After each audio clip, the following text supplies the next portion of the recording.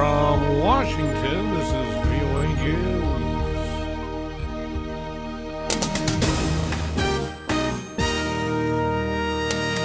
U.S. Secretary of State Kerry says it will be a long fight against Islamic militants. Iranian ambassador's residence in Yemen attacked. I'm Ray Kouguell reporting from Washington.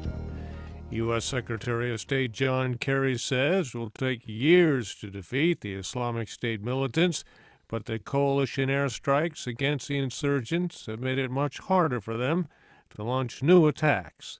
Secretary Kerry spoke in Brussels Wednesday at a meeting with foreign ministers from 60 coalition partners fighting the militant group. One outcome of this meeting will be a statement that encompasses our message, that we are united and moving ahead on all fronts, and that we will engage in this campaign for as long as it takes to prevail. Secretary Kerry says the U.S.-led airstrikes will continue as necessary while training and assistance for Iraq security forces expand.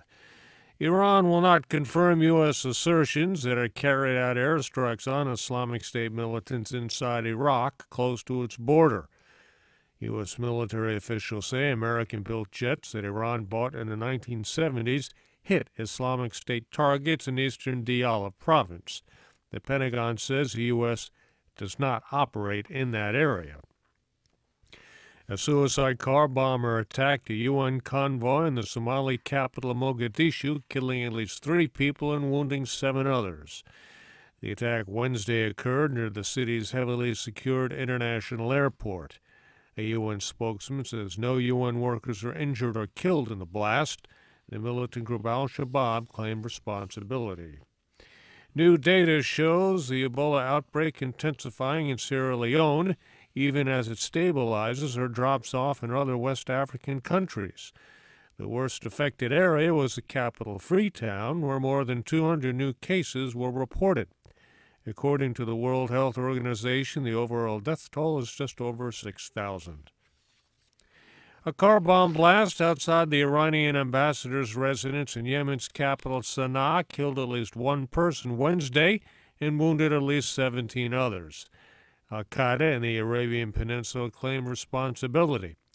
Officials in Yemen say the new Iranian ambassador left the building just 10 minutes before the blast. Edward Uranian reports. Ambulances rushed to the scene of the explosion, which blew a hole in the Iranian ambassador's home. Yemeni media report the son of a security guard was killed. A number of government employees at a nearby ministry were also wounded.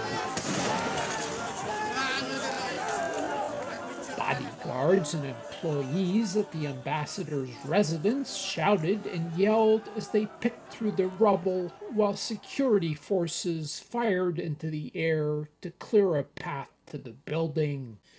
Edward Uranian, Cairo. Israeli lawmakers have agreed to hold new elections March 17th after Prime Minister Benjamin Netanyahu said he would dissolve the current parliament as soon as possible. Party officials decided on the date Wednesday, a day after Mr. Netanyahu fired 2 key ministers and called for early elections. A grand jury in New York City voted not to indict a white police officer in the chokehold death of an unarmed black man in July. The decision reached Wednesday by the Staten Island grand jury not to bring charges against Officer Daniel Pantaleo threatened to add to the tensions that have simmered in the city since the July 17th death of Eric Garner. During the fatal encounter, Garner raised both hands in the air and told the officers not to touch him.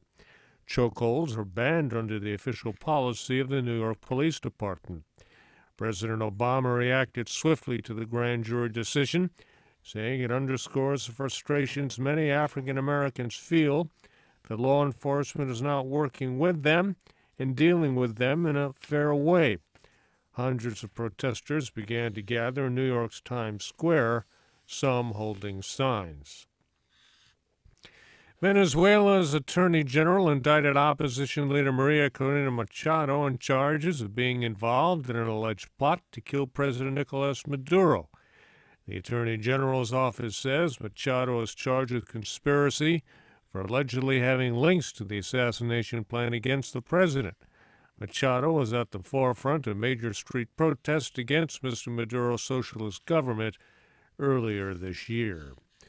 The International Criminal Court is giving prosecutors 1 week to either strengthen or drop charges against Kenyan President Uhuru Kenyatta. The trial has been postponed several times. Mr. Kenyatta faces charges of crimes against humanity for allegedly organizing post-election violence in late 2007 and early 2008. The unrest killed about 1,100 people in Kenya and displaced more than 500,000 others. Mr. Kenyatta says he is innocent. I'm Ray Kouguell in Washington. That's the latest world news from VOA.